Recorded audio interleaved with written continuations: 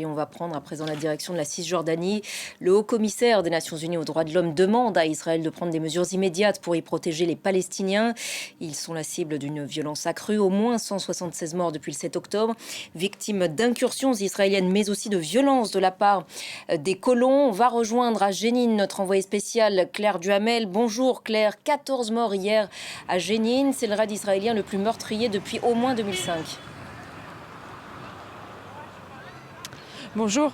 Oui, les stigmates des combats sont partout dans la ville de Jénine et dans le camp de réfugiés. J'y étais jusqu'à quelques minutes encore. Et puis les habitants se sont tous mis à dire que l'armée revenait, que l'armée se trouvait à proximité au checkpoint le plus proche. Alors nous avons dû évacuer le camp en toute urgence. Mais on a eu le temps quand même de parler avec certains des habitants qui nous ont dit qu'hier 14 personnes avaient été tuées, des dizaines d'autres blessées.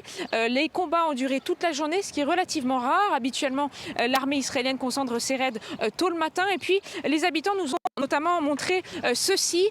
Ce sont des mots qui ont été envoyés par les airs par l'armée israélienne, sur lequel il est écrit, il est demandé aux combattants des factions de Jénine de se rendre, car le raid était imminent. Et puis les habitants le disaient, ils s'attendaient à ce que potentiellement l'armée revienne, même si pour l'instant on n'a pas pu confirmer que l'armée était de retour dans le camp.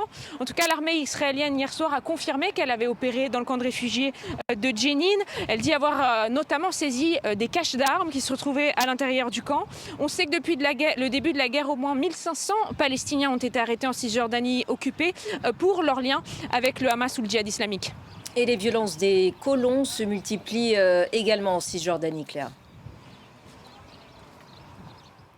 Oui, depuis le début de la guerre, au moins 176 Palestiniens ont été tués par l'armée ou par des colons israéliens, et les violences perpétrées par ces colons sont en nette augmentation, nous disent les Palestiniens. Il y a quelques semaines, par exemple, on s'est rendu dans le village de Kousra, qui est à proximité de Naplouse, où une famille pleurait 5 Palestiniens, tous tués lors de 2 attaques de colons. Et puis, c'est aussi la saison de la récolte des olives en Palestine. Et on le sait, cette saison est régulièrement synonyme de violence entre Palestiniens et colons. Et les habitants nous le disent, ils ont peur d'être attaqués alors qu'ils récoltent leurs olives. On sait qu'au moins un homme a été tué par un colon il y a quelques semaines alors qu'il récoltait des olives. Et puis ces attaques de colons, elles ont aussi beaucoup de répercussions sur l'état des routes, parce que les colons parfois bloquent les routes. Et puis l'armée israélienne aussi établit de nouveaux checkpoints mobiles. Ils entourent la plupart des villes de Cisjordanie occupées.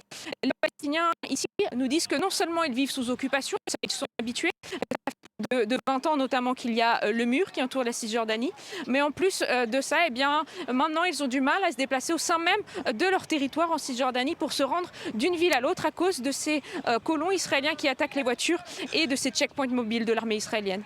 Merci beaucoup Claire pour toutes ces précisions depuis Jénine en Cisjordanie. Voilà.